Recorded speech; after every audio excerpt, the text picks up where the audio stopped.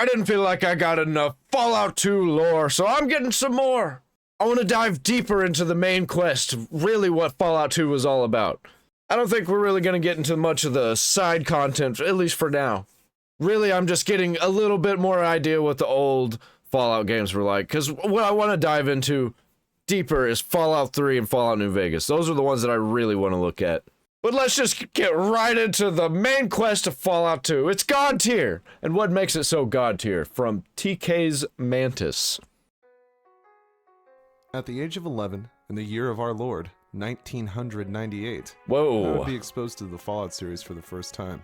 That was kind of a long time ago, man. I was a toddler.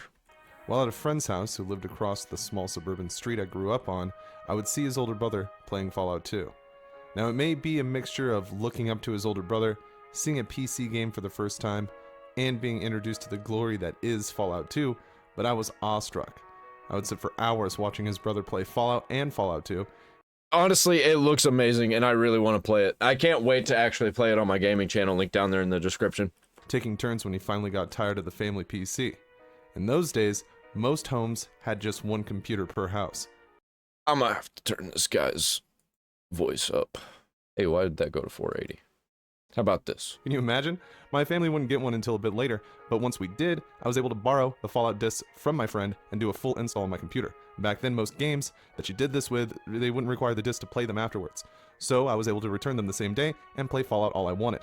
Though I would later buy the collector's set to have the disc for myself. Before my introduction to the Fallout series, I hadn't really played any games that had such a dark tone. The closest thing to an RPG I had played was Super Mario RPG, and Fallout was a huge culture shock to me, in the best way possible. Whenever I thought of an RPG back then, I thought like swords and magic. I didn't even think of RPGs back then. I thought of like RPGs as Skyrim whenever Skyrim came out. Before then, I wasn't really thinking about them. I guess Kingdom Hearts, but I wasn't thinking about that as being an RPG either. Because I didn't really even know what an RPG was. I was just a small child. I was a wee lad. Skyrim came out whenever I was in like 9th grade. That's really when I started thinking about RPGs. Like, I played Fable and stuff. Fable 2, one of the greatest RPGs of all time. I really want to play that game. Those things didn't really appeal to me nearly as much as a post-apocalyptic setting did. Sure, I would eventually dabble in games my friends were playing, EverQuest, World of Warcraft, and Diablo 2. Still, none spoke to me as much as Fallout did. At the time, I would say I was obsessed with Fallout, often playing games in real life that would mimic Fallout. Bard affairs were big. Yeah, I didn't even play the Fallout games, really. I knew about them, I played a little bit of them, but I didn't play them really until around the time Skyrim came out. Because I heard Skyrim was coming out, and I was like, oh, aren't those the people that made those Fallout games? Maybe I should go ahead and give them a shot. Where I grew up, and a friend of mine and I would carry around sacks of bottle caps that we would gather around the barter grounds, oftentimes running. Also, it was around the same time that I discovered Borderlands. I think I might have discovered Borderlands right before Skyrim, but I didn't really see that game as an RPG either. Because honestly, I didn't know what it was. I just thought it was a shooty game. Shooty game that you level up in. And zigzag patterns to simulate what it would be like to be in Fallout. Dumb kid stuff, but still, with my obsession, it was hard to find others that knew about the game. I would play other things, late-night Nintendo 64 battles at sleepovers and LAN parties as we got older, but nobody seemed to really know or care about Fallout. Of course, this was a personal experience. I was more of a PlayStation kid. I wasn't really into the Nintendo. I played some Nintendo games. So, the Nintendo 64 was probably one of my first times playing a video game, and it was Super Mario 64. But I was mostly a PlayStation kid. My very first video game that I could remember ever seeing was Resident Evil 1. It's because Fallout and Fallout 2 sold very well, so clearly other people enjoyed these games, just at the time, with the limited resources of the late 90s and early 2000s, I felt like I was a part of a cult following. I attribute this to the decline of the Fallout series that started after Fallout 2. Granted, Fallout Tactics is excellent in its own right, it didn't capture what many were looking for in a Fallout game. What followed would... I've never even given Fallout Tactics a shot. Maybe I will after I play Fallout 1 and 2. I'll go ahead and give it a shot. No, I don't know about that Brotherhood of Steel game. I might as well. Might as well get into all of them. Be the lowest rated Fallout game at the time, eventually. Fallout Brotherhood of Steel, the first attempt at a console game the series would make. It was not received well, but due to limited printing and novelty, it is highly sought out by fans of the series. I wouldn't say it's hard to find. I was able to get a nearly new copy from Amazon along with a perfect condition original Xbox. Once equipped with an HDMI adapter, you're good to go. I think the reason lies with the fact that most people do not want to put in the time or the money for such an abysmal game in the series. Fallout 2 did not see the same fate, obviously. After the success of Fallout, Fallout 2 was met with similarly great reviews, with GameSpot giving it an 8.8 out of 10 in 1998. Fallout was credited as a huge step in the right direction for RPGs and was hailed as one of the best of the genre to be released in years, though some critics targeted Fallout 2. Man, this isn't even really a main quest.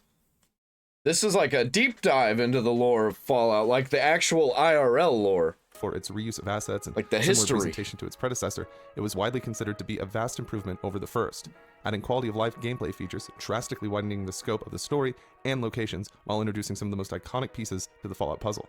And also there wasn't like a time limit either. On the first one there was a time limit. That's kind of what kept me from playing it.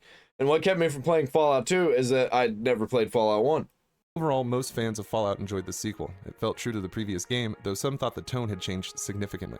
Fallout 2 was widely accepted as an improved version of its predecessor. Improvements were made to the character creation system, adding new perks and traits. The Wasteland had evolved, new factions and characters filled the game areas. All that you would expect from a sequel. What about Fallout 2 really made everyone so happy? These new improvements really helped, but the main quest of Fallout 2 is where the gold really lies. Fallout 2 features possibly one of the best stories of the series. While fans these days may overlook the classic Fallout games for a variety of reasons, dated graphics, steep learning curve, or even the turn-based combat, you're doing yourself an incredible disservice by skipping it. For those of you that Alright, yeah, I'm gonna have to play it soon. I have it on Steam. Haven't played through it and would rather get a rundown, this video is for you. For those of you who have played Fallout 2, we can take this time to look back on one of the best main quests in gaming history. Well, I guess I'm gonna get spoiled on it, man. It'll be okay. It's gonna be a while. I'll completely forget about it by then. Because I'm gonna dive into so much lore into Fallout 3 in New Vegas that I'm not spoiled on, that I just don't remember. And it'll be a nice trip down memory lane. It goes without saying that this video is going to have major spoilers for Fallout 2. If that is kosher for you, then let's talk about how the main quest of Fallout 2 is God tier.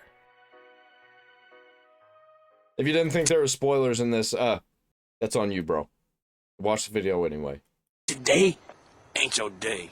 Fallout 2 starts much the same way Fallout did. We are met with Vault-Tec propaganda, this time while A Kiss to Build a Dream On by Louis Armstrong plays. After the video from Vault-Tec showing the dwellers how to leave the vault, we see the interior of Vault 13. The doors begin to open and the vault comes to life. The inhabitants of Vault 13 are then met with something the Vault-Tec preparation video could never have prepared them for: an Enclave troop. At this point, the Enclave! we don't know who the Enclave is. Oh, I'm definitely going to do a deep dive into the Enclave, by the way. I said I was going to do that for this episode, but I'm going to do that in the next one, because I really wanted to know what Fallout 2 was about, and I didn't really get that from the last one. We've never seen that type of armor before, and it was intimidating. When you go back now, perhaps after being introduced to the series from Fallout 3, you would know exactly who that is. Back when Fallout 2 was new, though, we hadn't seen these guys. Yeah, I played Fallout 3, so I know a little bit. I just don't remember. It's been so long. Or that big fucking helicopter they brought with them. Of course, Ron Perlman welcomes us to this world with a stunningly dark narration that You mean Hellboy? Hellboy's gonna be narrating? That's cool as fuck, actually. I didn't know that. catches us up on the happenings and events that have led us here. War. War never changes. The end of the world occurred pretty much as we had predicted. Too many humans, not enough space or resources to go around. It really reminds me of Resident Evil 1. The details are trivial and pointless. The reasons, as always, purely human ones. The Earth was nearly wiped clean of life. A great cleansing, an atomic spark struck by human hands, quickly raged out of control. Spears of nuclear fire rained from the skies. Continents were swallowed in flames and fell beneath the boiling oceans. This is really cool. Man, I really need to play Fallout 2. The background radiation that blanketed the Earth. A quiet darkness fell across the planet, lasting many years. Few survived the devastation. Some had been fortunate enough to reach safety, taking shelter in great underground vaults. When the great darkness passed, these vaults opened, and their inhabitants emerged to begin their lives again. One of the northern tribes claims they are descended from one such vault. Maybe I should give this game a try on my own and then do a series on it later. I might get to it pretty soon, because I'm kind of getting excited about it, but I don't want to end my series that I got going on my gaming channel.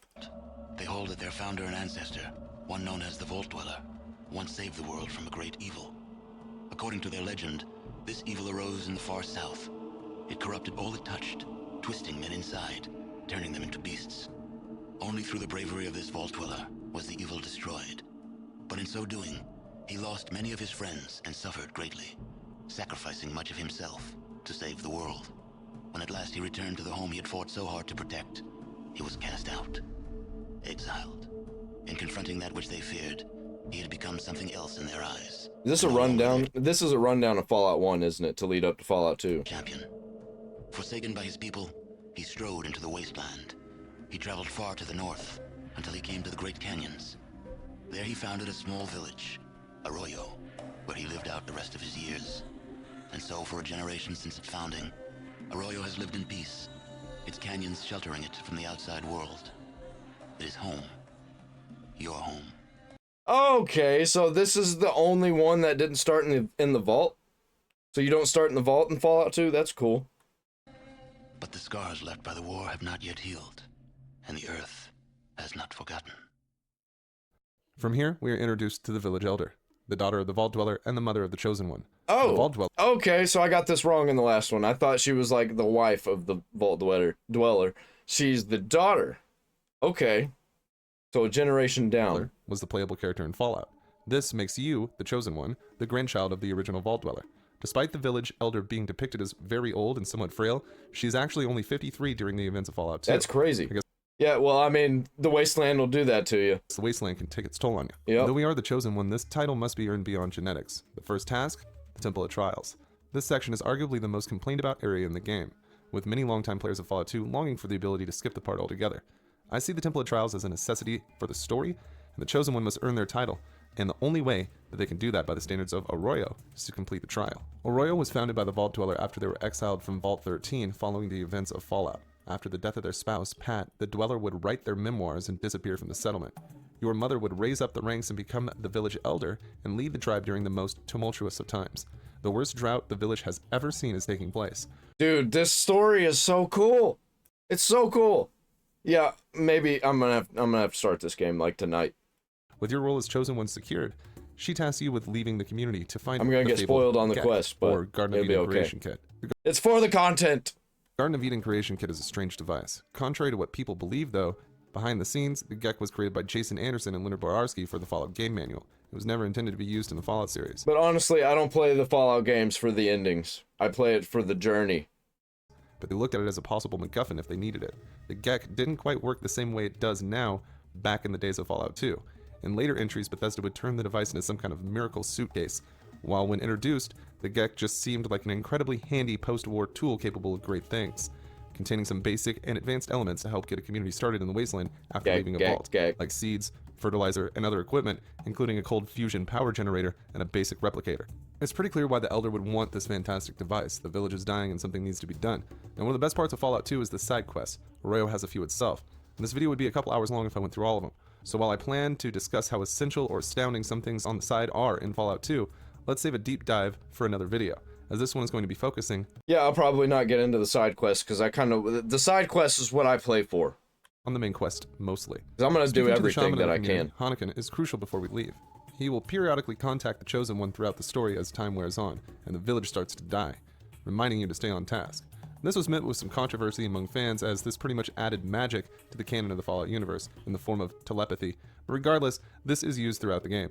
The Elder is confident that a trader named Vic in Klamath may know where to find the fabled Gek, as he had traded some flasks from the Holy Vault 13 to Arroyo, so she points the Chosen One in that direction as we leave the village for the first time.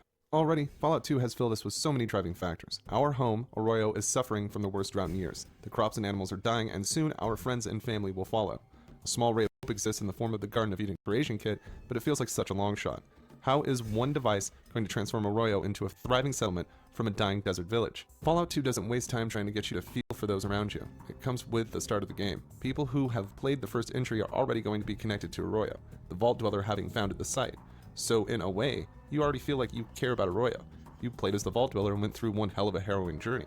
So the concept that you would want the village that you founded to thrive is an easy one to get behind. The idea that your home depends on your actions and the ways really drives home the urgency. So it doesn't matter if you like the Elder, and it doesn't matter if you picked up on the fact that she is your mother. These are left for the player to discover at their own discretion. Though most of this is mentioned in the introduction of the game, some people may miss it entirely. The desire to see Arroyo thrive is there, sure. Bro, everything just looks so cool. It looks so good, and you can do farming and stuff. I love it. Exploration of the vast wasteland and the unique characters that call it home starts to become more and more enjoyable. Still, Fallout 2 does a beautiful job of making the Arroyo quest seem very important, and in turn, makes you, the player, understand the importance. Is this the best Fallout game in the series, or is it Fallout New Vegas? Let me know what your favorite Fallout game is. If you are one who's played all of them, or even just, you know, the only one you've played. while still being able to roleplay to your heart's content. You come That's from a what I royal. want. You can't pick your parents or your grandparents, and this applies to Fallout 2 as well. Other than that, the rest of the story is up to the player. One of the last times we would see such freedom in a Fallout game. But they'll never take our freedom! The Chosen One heads towards Klamath, where this Vic the Traitor is nowhere to be found. Looting through his shack, we can find more evidence of his knowledge of the vaults, or at least Vault 13. Fallout 2 provides the hints on where to go next by talking to the townspeople. This happens a lot in Fallout 2. Showing up to Klamath on a whim, hoping that this guy will be here. Man, I want to play more games with this kind of vibe. What other games are like this? Besides Fallout, like some newer games that look better, but also don't look too good. Something that looks like Project Zomboid. So I already have Project Zomboid, so don't suggest that one. Very, very good game.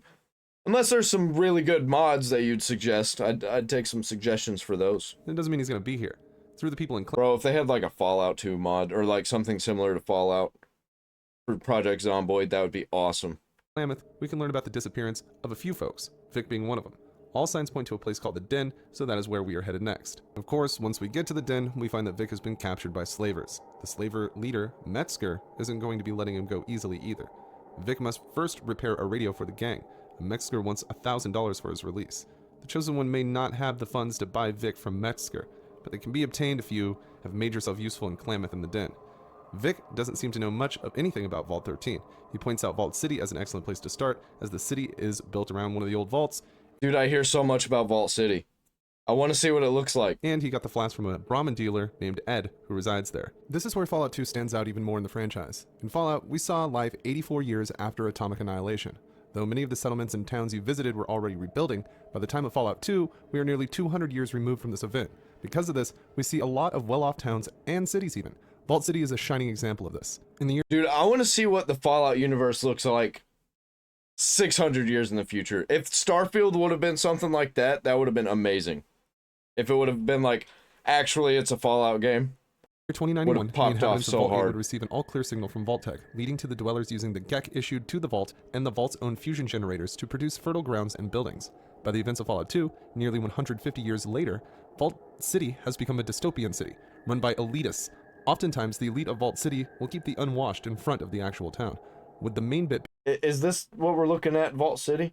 being reserved for citizens or wastelanders lucky enough to receive a day pass. It Fallout looks really 2 cool. allows the Chosen One to approach this in a variety of ways. Like, I don't think there's anything that looks this good in all of Fallout.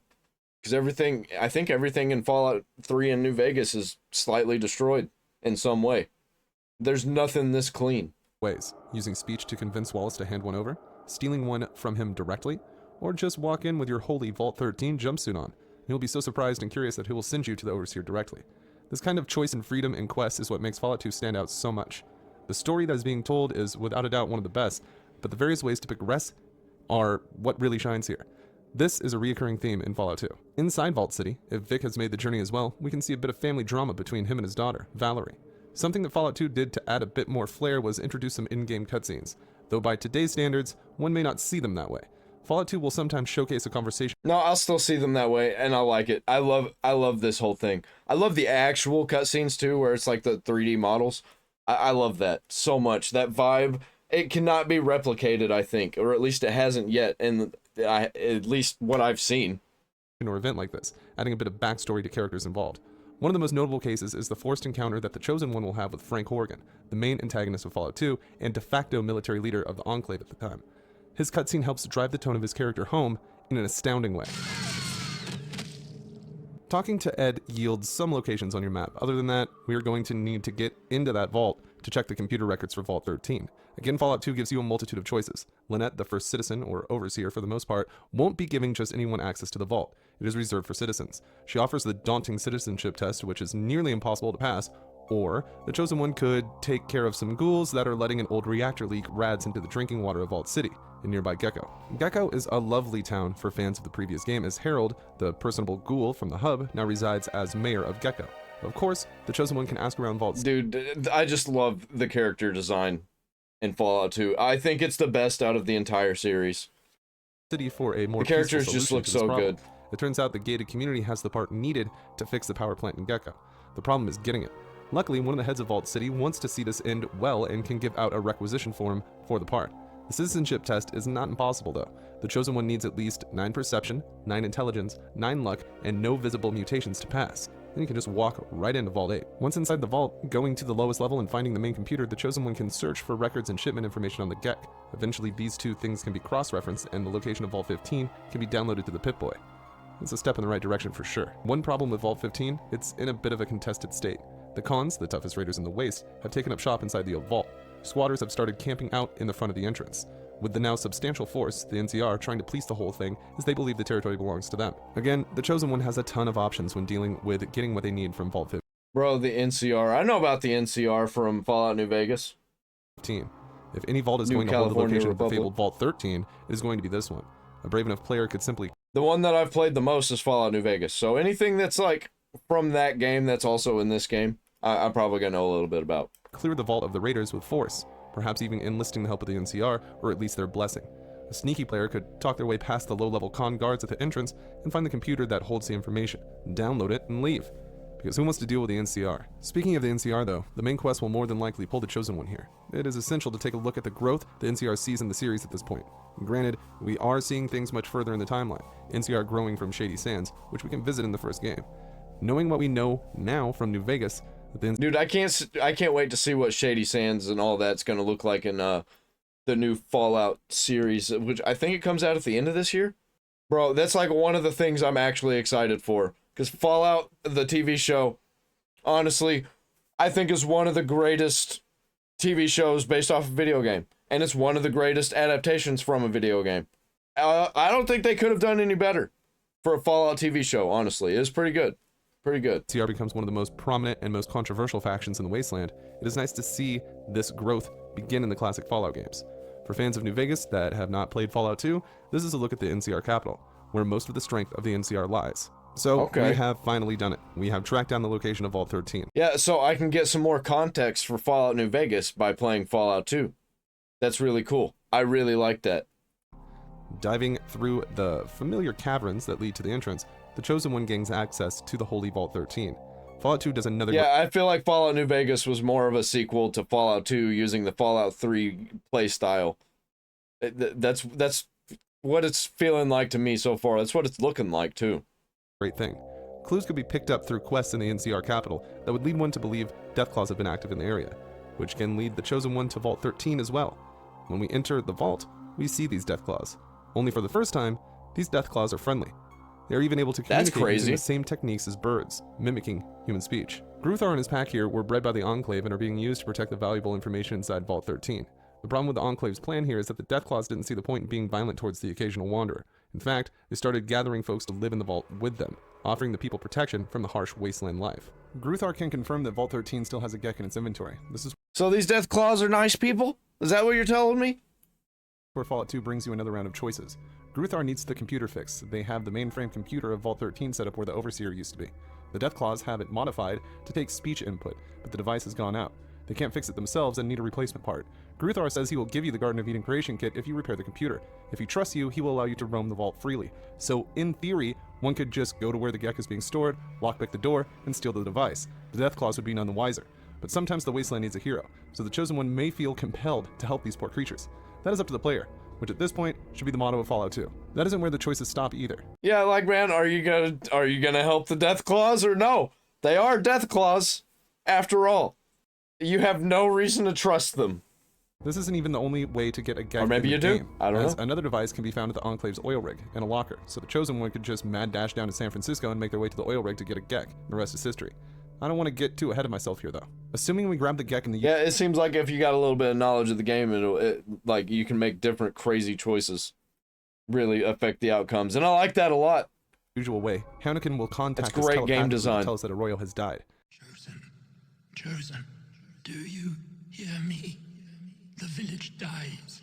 All of our futures die too. We have little left in both time and essence. Hurry, hurry. Strange message indeed, absolutely worth investigating.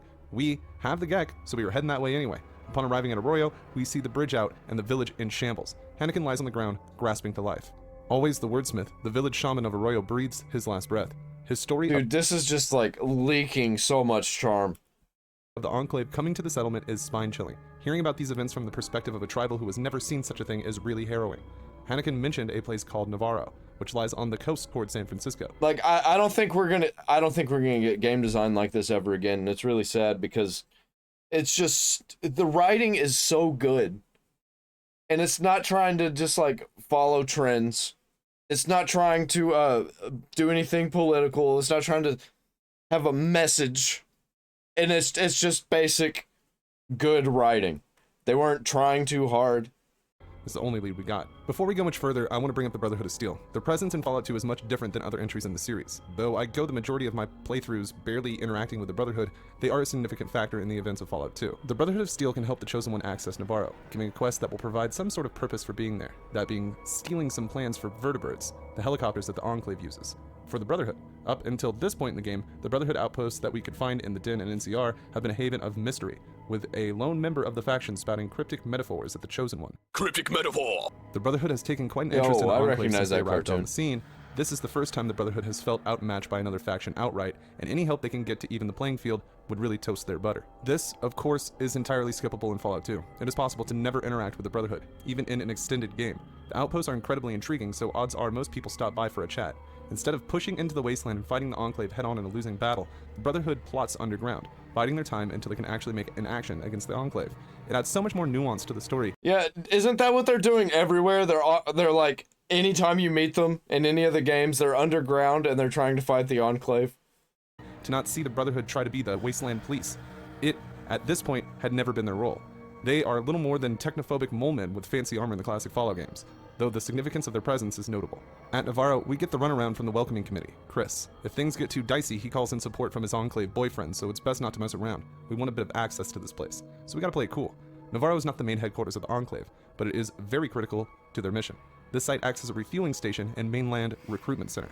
The Enclave have their hands in most things related to Poseidon energy, so this is not a surprise. The only way we are going to gain access Dude, everything looks so clean in this game.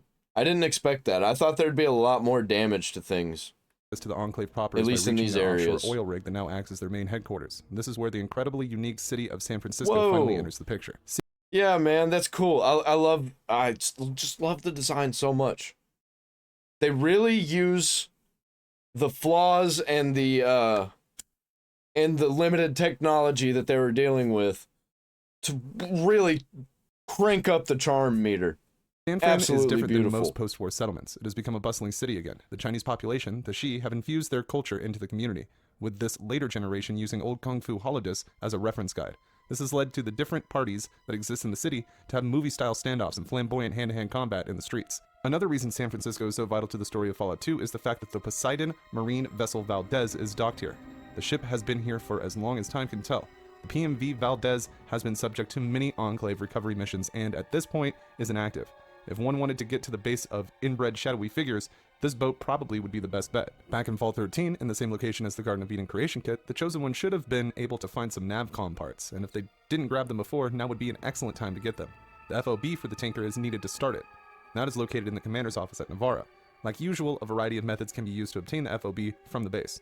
The last thing this baby is going to need is some fuel. This is an opportunity to learn a bit more about the Shi, as the Shi Emperor can redirect fuel to the tanker, though in typical Fallout 2 fashion, the Chosen One can come at this from a variety of different angles. Kin Lee, the advisor to the Emperor, can be convinced to allow the Chosen One an audience with the Emperor, which will clue us in on the biggest secret of the Shi people.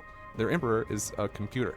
At this point, we can just hack the Emperor and redirect the fuel. With all the preparations ready, this ship can set sail. Launching out into the Pacific, the Chosen One is finally on course to confront the Enclave head-on. This is an extraordinary moment in Fallout 2, as it really made me see the scope of the game as much more substantial than before. Leaving the mainland actually to get to the Enclave base is a great touch. Adds a bit of pressure. You're going to bring the fight to the Enclave and save your village, or you're not coming back. Fallout 2 paints this very well. Arriving at the oil rig, the tone sets. You know, a lot of this stuff in this game, it like BioShock reminds me of it. I feel like BioShock could totally exist in the Fallout universe somehow. They could make it work. Or make something like BioShock. That'd be so cool. Have like an underwater city in the Fallout universe that's been built in the nuclear waters, you know? Maybe it was built before the bombs dropped and it's still around after everything got nuclearized and everything got all crazy. That'd be an awesome, awesome Fallout game, in my opinion. Or even a mod. It'd be a pretty big mod. BioShock mod for, Fallout. Fallout 4, probably. This is it. The oil rig is, of course, home to the Enclave. All of the high-ranking members reside here, including the president, Dick Richardson, whose father, the previous president, gave the work order to produce the advanced power armor that the Enclave has become known for. Obtaining a meeting with Richardson isn't all about vanity. He carries the most essential item on site, the presidential access key. This key allows the holder complete access to the facility. This item will be crucial to the success of the mission. There is only one way to get it, though. In-game, this key will cause the tourists to support you if used correctly at a terminal. Fallout 2 brings its main story to a conclusion here. We learn that the Enclave has a plan, releasing FEV curling 13 into the jet streams, thus killing mutated humans, of any degree, worldwide. Richardson believed this to be the best hope for humanity, and didn't take any pleasure in making the decision. The Enclave has captured what is that canon? Is that canon if you kill all the people worldwide? Like, does that actually happen? Fall 13, before leaving the Deathclaw troop there, as well as the people of Arroyo, due to their extremely low radiation exposure.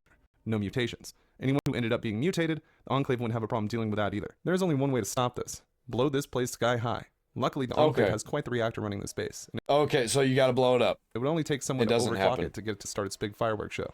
Doing so, we can make our escape from the oil rig, rescuing these damned souls as we go. Except we have a problem. One big fucking problem. Frank Horrigan. You've gotten a lot farther than you should have. But then you haven't met Frank Horrigan either.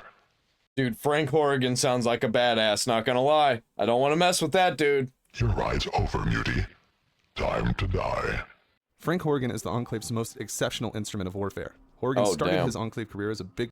He kind of looks like the Hayabusa armor from Halo 3. Dumb grunt. Many relating his fierce loyalty to the president to his low intelligence. The Enclave would experiment on Frank, eventually ejecting him with some modified FEV and encasing him in some custom-made power armor.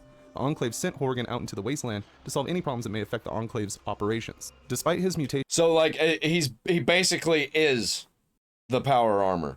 He's not even a man anymore. He is the power armor. The Enclave, as well as Frank himself, do not consider him a mutant. Frank Horrigan was an unstoppable, loyal killing machine before the experiments, and they have only amplified it. Special Agent Horrigan is the deadliest thing to ever walk the waste. The only way the Chosen One is getting through this is by fighting, something that Cameron in the Temple of Trials warned us about. You won't always be able to talk yourself out of conflict, and Frank Horrigan is done talking. The battle is fierce, but if you have convinced the nearby Enclave squad to support you, and made use of the presidential access key, it can go a lot smoother. Frank Horrigan has the best death animation in the entire Fallout series. Once combat is over, Frank will have one final message.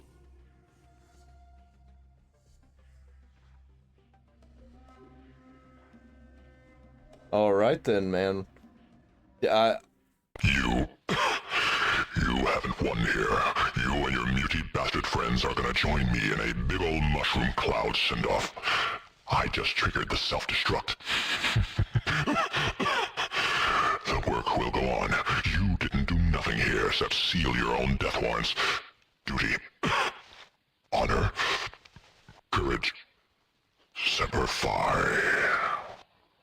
The Chosen One can now make their exit. As we sail away, we see our handiwork. A fireball fills the sky. The Enclave has been stopped, and the wasteland is now out of the crosshairs of a very hazardous group. The tribals of Arroyo will go on to rebuild, creating a thriving city with the Garden of Eden creation kit. Dude, yeah, I want to see what happens after. I want to see what happens to this stuff. The Chosen One will be highly regarded across the waste. I want to see Fallout 2, but in the future. Taking down the Enclave. The fight future. Becoming one of the most pivotal roles in shaping the entire country moving forward.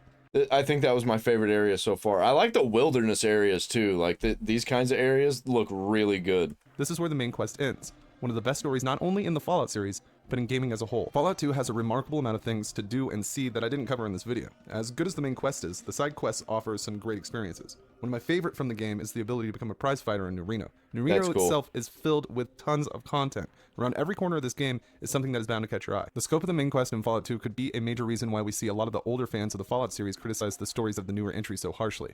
This mixed with the similar scope in the original Fallout. While Fallout 3 and Fallout 4 have some intriguing stories, the main quest consisting of finding a long-lost family member doesn't seem to compete with saving a village or a vault. This isn't to say the later Fallout titles are bad, I enjoy them quite a bit, but it is hard not to see the differences when comparing these stories in these games. Bethesda ushered Fallout into the mainstream with a jump to first person in their signature style of open world RPG, something that I think benefits Fallout immensely. If you haven't played the classic Fallout game, I think it benefits it immensely, but it's too bad that we didn't get any, like, side games or smaller games that were similar to Fallout 1 and 2 in that kind of isometric 2D style, you know?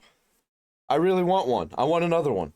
And you are a fan of the setting that Bethesda has based their games off of, do yourself a service and play them as soon as you can. Even after watching this video, experiencing the game for yourself is unique. Games like Fallout 2 do not come along often. They can change your perspective on life. They can immerse you in a world that you would never want to live in, but you never want to leave. And that is why the main quest of Fallout 2 is God tier. True. 10 out Thank of you 10. for watching my love letter to Fallout 2. If you enjoyed the video, consider leaving a like and subscribing if you want to see Yep, I did that already. more Fallout I content. think, didn't It's I? free and only takes a few seconds to do, and you will I support the didn't. channel in a big way. I want to thank those I who did on my support the other channel more channel. directly by becoming patrons and YouTube channel members. Your continued guy's support awesome. allows me to work on these videos, and I can't thank you enough. I want to give a special thanks to my biggest supporters: Kim Me. Jong-un, Popo Oh. Hum, Your Typical Redneck, Fireflare, Primarch Mustard, James Starkey, and Corbin King. Yeah, all those guys. Thank you all so Sweet. Fallout lore, I know a lot about Fallout 2 now. I'm probably gonna look into a couple more things before I move on to Fallout 3. But hey man, stick around. Hit that like button, subscribe. Ring the bell for all the notification dings.